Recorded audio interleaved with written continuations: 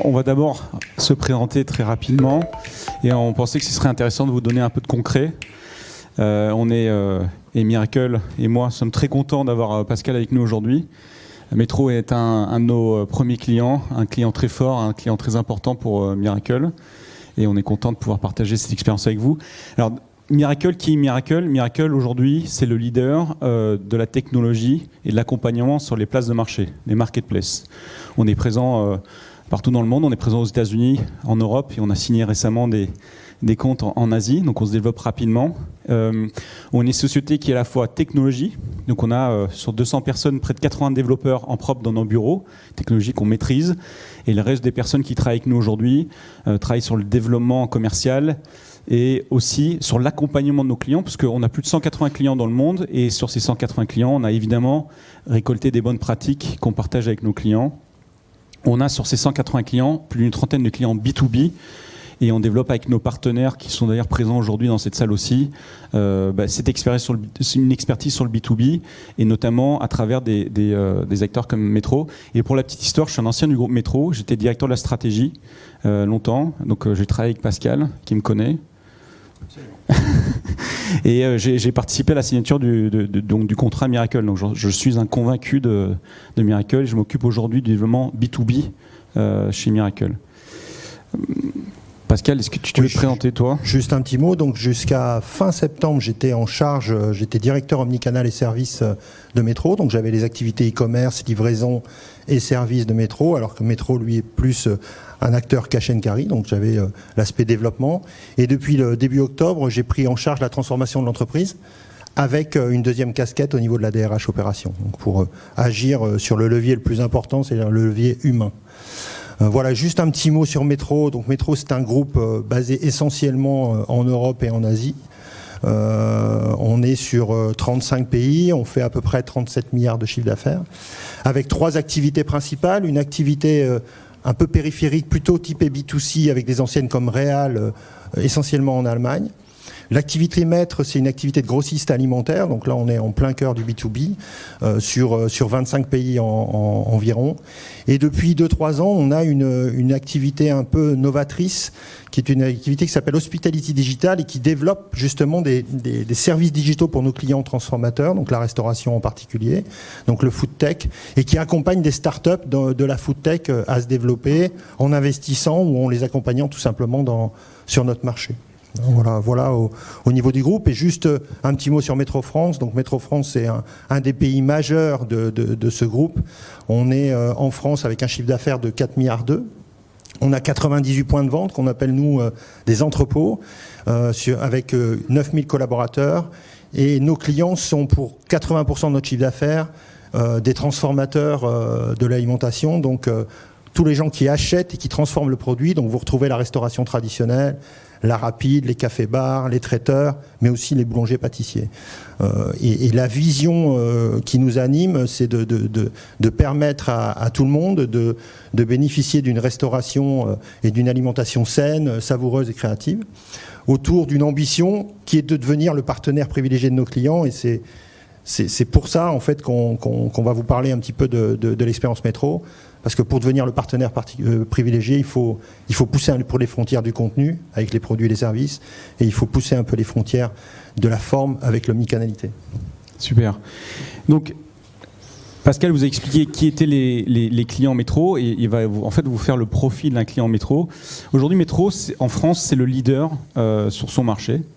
C'est pas parce qu'on est leader pour autant qu'il ne faut pas se transformer. Et à l'époque où j'y étais avec Pascal, on a entamé cette transformation digitale et omnicanal, dirons-nous, de Metro. Et il est important quand même de comprendre qui est le client de Metro. Et je pense que en fait, le client de Metro, Pascal, il a 2 faces en fait. Absolument. Donc notre ADN, c'était de fournir des produits aux restaurateurs. On a bâti notre histoire, on a bâti notre expérience sur fournir des produits aux restaurateurs. Maintenant, pour devenir le partenaire privilégié, on a développé l'empathie client, on a fait beaucoup d'immersion chez nos clients, et nos clients sont en grande majorité des indépendants. Et donc quand on regarde notre client, en fait, il a 2 faces. Il a la face de la passion, c'est-à-dire ce pourquoi en général il a créé son affaire, la cuisine, la restauration en elle-même, le fait d'être en cuisine ou en salle. Donc là, ce qu'il a besoin, c'est des produits d'exception, c'est des produits avec un bon rapport de qualité-prix pour être rentable. Il a besoin d'avoir accès à l'offre. Mais il a une autre facette qui est très importante pour lui, c'est la facette de chef d'entreprise, pour lequel il n'a pas forcément été formé, pour lequel il n'est pas forcément habitué, il n'a pas toutes les skills qu'il faut pour remplir cette fonction-là, en termes de comptabilité, en termes de financement, en termes de marketing, etc. Et donc c'est ces deux faces du client qu'on s'est donné comme ambition de couvrir, l'ADN sur le produit, mais, et vous le voyez bien sûr, sur la deuxième phase, c'est les services qu'on va aller chercher pour répondre à l'ensemble de ces besoins. Et quand on regarde les irritants d'un restaurateur aujourd'hui indépendant ou d'un transformateur indépendant, le premier irritant, il nous concerne pratiquement tous dans nos entreprises, c'est le recrutement. Le premier irritant d'un restaurateur, c'est de recruter, c'est d'avoir le staff en temps et en heure. Ça, c'est le premier. Ensuite, vous avez le financement, vous avez la communication, marketing, et puis effectivement d'avoir le produit, le bon produit au bon moment, etc. Il a besoin de temps, et surtout il a une caractéristique qui est très forte chez lui, c'est qu'il est isolé puisqu'il est indépendant. Et donc il se confronte à des franchisés de plus en plus organisés, qui eux ont des maisons mères qui l'aident sur cette facette-là. Et donc répondre à son client, c'est à la fois sur son cœur de métier, mais comprendre son écosystème pour essayer d'aller chercher la posture de partenaire versus la posture de fournisseur qu'on avait plus avant. Excellent. Je pense que c'était important aussi que Pascal vous décrive ça, parce que aujourd'hui, le digital, et on a vu ça avec la présentation avant le déjeuner, s'ancre dans de l'humain et dans du vrai business, du business concret et du quotidien. Et donc avoir une stratégie digitale et un objectif de développement d'une plateforme, comme Pascal vous l'exprimez, sans avoir une compréhension du business et une compréhension de ses clients, du parcours client, c'est inutile. Donc il faut que ce soit bien ancré là-dedans, il faut bien comprendre les besoins, les irritants des clients. Et donc Pascal, je pense que c'est intéressant maintenant que tu puisses nous décrire ce que c'est que l'omnicanal pour Métro et comment aujourd'hui Métro est en train de déployer cette stratégie. Bon, l'omnicanal, vous en avez parlé toute la matinée, donc je ne vais pas insister sur la définition. On parle de sans couture, on parle d'expérience sans frontières, etc. Pour moi, l'omnicanal, c'est plus que ça. Là, vous l'avez abordé aussi, c'est un changement d'angle, en fait, où c'est le client qui prend le pouvoir versus le modèle économique de l'entreprise. Si je prends l'exemple de Métro, 30 ans de cash and carry sur un modèle d'entrepôt, de magasin où le client se déplace et toute l'entreprise est organisée autour de cet entrepôt. La communication est organisée pour générer le trafic en entrepôt, les collaborateurs sont en entrepôt, le site internet, s'il existe, il vise à générer du trafic en entrepôt. Tout l'écosystème de l'entreprise est organisé sur le point de vente. Et switcher en omnicanal, ça veut dire changer complètement l'angle de vue, mettre le client au centre et augmenter le nombre de canaux autour du client. Et donc, le nombre de canaux aujourd'hui chez nous, il y en a 4 canaux de contact, en fait 4 points de contact principaux. On a le point de vente qui reste majeur, puisqu'on a 8000 collaborateurs sur le terrain. Mais la télévente, et j'entendais avec intérêt l'intervention d'Intershop tout à l'heure, la télévente est prégnante sur le B2B, sur notre marché. 80% des commandes en alimentaire se font en télévente. Le web, qui se développe de plus en plus, et puis la force de vente. C'est aussi une des spécificités du B2B par rapport au B2C, on a ces acteurs de force de vente qui sont sur le terrain. Et ces 4 canaux entourent donc le client, et le client interagit comme il le souhaite. S'il interagit comme il le souhaite, ça ne veut pas dire que chaque canal fait exactement la même chose que les autres. Bien sûr, il peut choisir, mais chaque canal a un rôle bien particulier pour apporter de la valeur ajoutée au cycle de vie du client. Le web va nous aider à aller chercher de l'extension de gamme ou l'extension de service. La force de vente va nous aider à avoir une relation de négociation. Le call center va nous aider à avoir une facilité de commande et de prise de commande pour le client. Et l'entrepôt, bien sûr, une expérience in-store avec découverte de produits, toucher les produits. Donc chaque canal va jouer son rôle de manière différente, mais l'omnicanal fait que le client choisit pour nous. Et donc il faut que nous, on s'organise en fonction de ça. Et je pense que tu as des stats, enfin en tout cas des faits assez intéressants sur le client omnicanal versus absolument. Le client monocanal. Absolument. Alors ça aussi c'est une vérité du marché, je vous apprends rien, mais on l'a dit tout à l'heure, le B2C est plus avancé que nous sur ces sujets-là, mais c'est aussi vrai en B2B. On a fait des mesures, on les fait au quotidien, entre des clients qui étaient monocanaux encore il y a 2 ans chez nous, qui achetaient qu'en cash and carry. On les a amenés à acheter sur différents canaux, la livraison, le e-commerce, etc. 2 ans plus tard, ces clients-là évoluent de 20% versus une moyenne Métro France à 4%. Mais ce qui est surtout intéressant, c'est qu'ils évoluent non seulement parce qu'ils ont fait du e-commerce et de la livraison, mais ils évoluent aussi en cash and carry.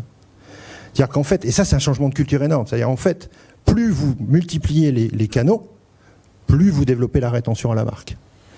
Et donc, la crainte que peuvent avoir des acteurs comme nous en entrepôt, où je peux vous dire qu'il y a 3 ou 4 ans, quand on développait le e-commerce ou la livraison, nos entrepôts nous disaient, mais tu vas vider nos points de vente, surtout en B2B.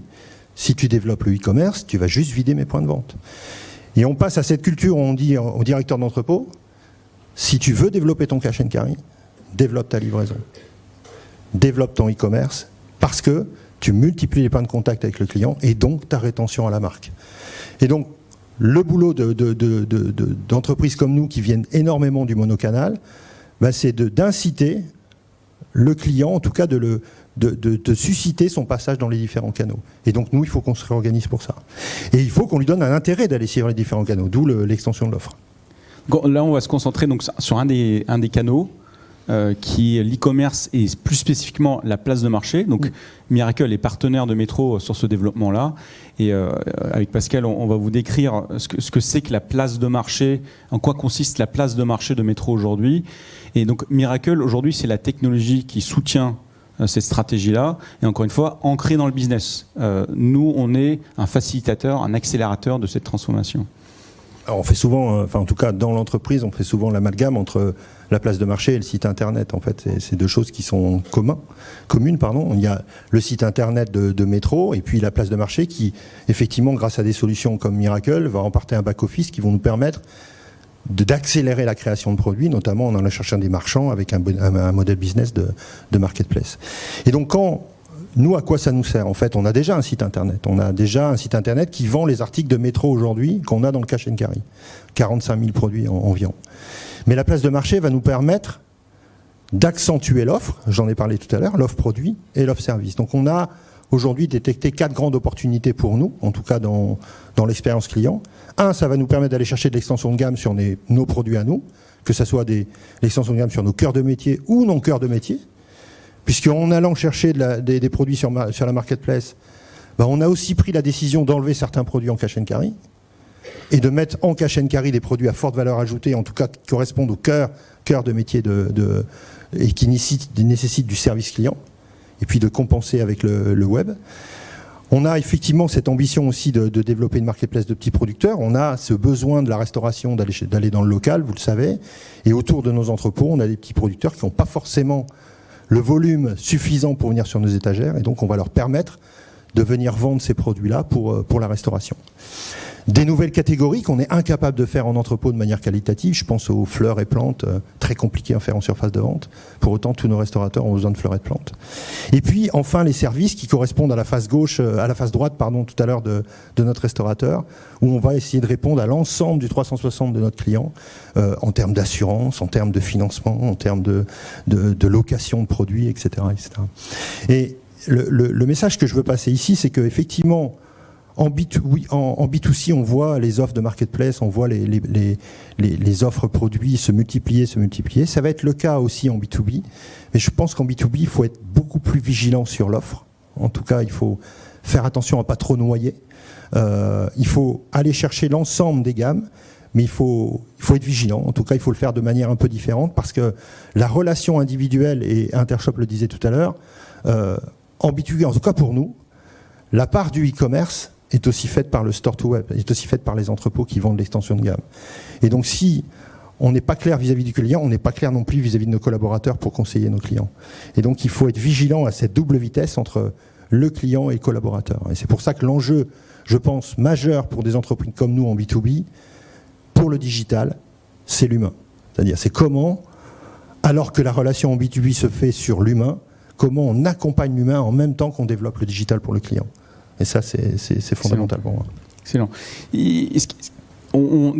La stratégie, là, elle est suffisamment claire, je pense, et très bien exprimée. Merci, Pascal.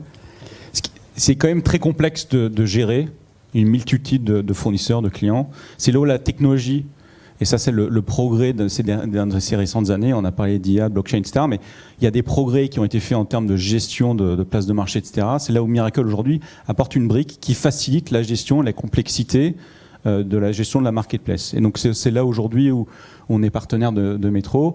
Et on a développé aussi cette expertise dans le B2B, parce que faire du commerce dans le B2B, c'est pas la même chose que dans le B2C. On en a suffisamment parlé ce matin, que ce soit en termes de flux de commandes, que ce soit en termes de paiement, que ce soit en termes de parcours client, etc.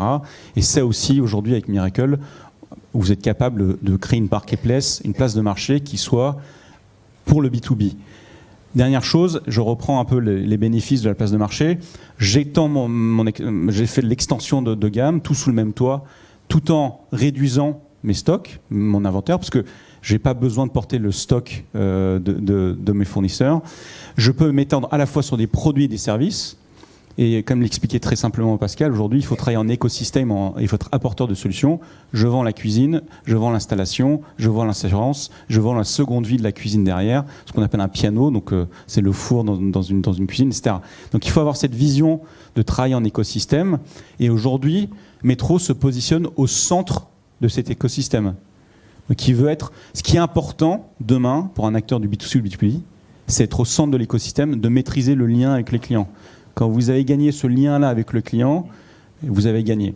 Et toute la question, je le répète souvent, et mes collègues vont sûrement rigoler parce que je le répète à longueur de journée au bureau, l'enjeu c'est, demain on travaillera tous dans des écosystèmes, la seule question c'est est-ce que vous voulez être au centre ou à la périphérie de cet écosystème. Si vous êtes au centre, vous maîtrisez, vous contrôlez et vous avez votre place de marché. Si vous êtes à la périphérie, vous n'êtes juste qu'un acteur et vous êtes obligé de faire ce que l'orchestrateur, l'opérateur vous demande de faire. Donc juste pour conclure, Pascal, sur la vision, dernière slide. Ma conclusion, c'est vraiment de réinsister sur cette notion de figital et de compatibilité entre le e-commerce et l'humain. Et je reprends l'exemple de Metro. Dans notre métier, la notion de conciergerie, c'est un métier noble. C'est-à-dire dans un hôtel de luxe, le concierge, il a une responsabilité énorme. C'est le seul point de contact avec le client. C'est lui qui va être en charge de répondre à l'ensemble des problématiques du client. Il n'a pas toutes les solutions en interne. Il n'a pas toutes les solutions sur place. Il ne sait pas tout. Par contre, ce qu'il a, c'est un réseau de partenaires exceptionnel. Et donc, cette marketplace va nous permettre de donner à nos 8000 collaborateurs, en fait, un réseau de partenaires qui fait qu'à chaque sollicitation, je peux t'apporter une réponse, pas forcément que Metro fait lui-même, mais qu'un de ses partenaires fait. Et là, je switch entre le fournisseur et le partenaire privilégié. Et en tout cas, c'est l'esprit, c'est le challenge le plus important, puisque vous imaginez bien que changer la posture de 8000 collaborateurs qui étaient plus sur un mode de fonctionnement, je remplis des rayons, je fais en sorte que mon entrepôt soit marchand, à une posture où je me mets en face d'un client, j'écoute son besoin et je réponds à l'ensemble de sa problématique. C'est des enjeux très importants, mais c'est la beauté de l'aventure. Merci Pascal. Merci beaucoup.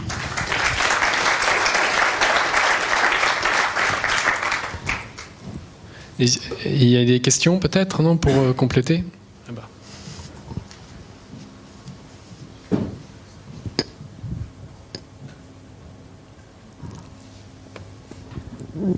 Merci. Bonjour. C'est Discount Pro.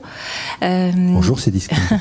J'avais une question. Vous ouvrez donc une marketplace et du coup, est-ce que vous faites une sélection sur les partenaires qui vont rejoindre votre marketplace ou vous la laissez ouverte à qui veut venir ? Un peu les deux. C'est-à-dire que le principe de base, c'est qu'on sélectionne les marchands. C'est-à-dire, vous savez, pareil, l'ADN d'une entreprise comme nous, c'était l'ADN de l'achat. C'est-à-dire, on sélectionne, on est des gamistes. C'est-à-dire, on sélectionne nos produits, on fixe le prix, etc. Le fait de switcher en marketplace, oui, on va être une marketplace sélective, c'est-à-dire qu'on va passer du temps, on a monté une équipe de business développeurs pour passer du temps à sélectionner les marchands, plus sur leur capacité à faire du B2B et à interagir avec notre typologie de clients que sur le choix de leurs produits en eux-mêmes. C'est-à-dire, une fois qu'on a rentré un client, on ne sélectionne plus les produits du marchand, pardon. Par contre, on passe un peu de temps sur la sélection du marchand, sur son sérieux, et puis sur, bien sûr, l'évaluation qu'on va faire au fur et à mesure de ce marchand-là, mais sur son sérieux, sa capacité à appréhender le monde du B2B plus que le monde du B2C. Voilà, c'est ce genre de sélection qu'on va faire. Juste pour répondre, de manière générale, dans le B2B, ce qu'on constate, et aussi dans le B2C, c'est que vous pouvez avoir des plateformes curatives ou des plateformes très ouvertes. Amazon, c'est typiquement une plateforme ouverte, où on peut trouver tout et n'importe quoi parfois. En revanche, quand vous êtes curatif, vous sélectionnez, parce que votre marque est importante, votre notoriété est importante, et vu que vous avez une marque qui représente quelque chose, vous devez aussi sélectionner, vous avez des réglementations, de la compliance, etc. Donc dans le B2B, on voit plus de plateformes aujourd'hui curatives qui sélectionnent que de plateformes ouvertes. Voilà. Très bien. Merci beaucoup Pascal, Alfred, c'était très intéressant.